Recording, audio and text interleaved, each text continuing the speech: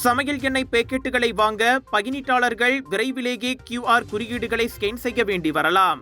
அதற்கான ஒரு செயலியை அரசாங்கம் உருவாக்கி வருவதாக உள்நாட்டு வாணிபம் மற்றும் வாழ்க்கை செலவின துறை அமைச்சர் டத்தோ டாக்டர் ஃபூசியா சாலே கூறுகிறார். ஈகோஸ் எனப்படும் சமையல் எண்ணெய் விலை நிலைப்படுத்துதல் திட்ட அமைப்புக்கான அச்செயலி பயனீட்டாளர்கள் தங்கள் குடியுரிமை சரிபார்க்கப்பட்ட பின்னரே பொருட்களை வாங்க அனுமதிக்கும் என்றார் அவர். சமையல் எண்ணெய், சீனி, பெட்ரோல் போன்ற கட்டுப்படுத்தப்பட்ட பொருட்களை வெளிநாட்டினர் வாங்கக்கூடும் என்ற கவலைகளை அரசாங்கம் நன்கறியும். இதுவரை சீனி விநியோகம் போதுமான அளவில் உள்ளது. அது உண்மையில் ஒரு பிரச்சனையாக இல்லை. ஆனால் மலேசியர்களுக்கு சமையல் எண்ணெய் ஒரு பிரச்சனையாக மாறி உள்ளது.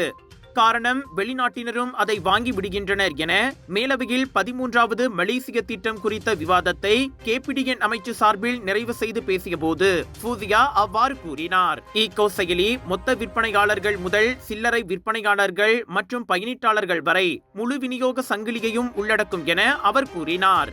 மானிய விலையில் பொருட்களை வெளிநாட்டினர் வாங்குவதை தடுக்கும் இம்முயற்சி RON 95 பெட்ரோலுக்கும் பொருந்தும் என்றார் அவர்.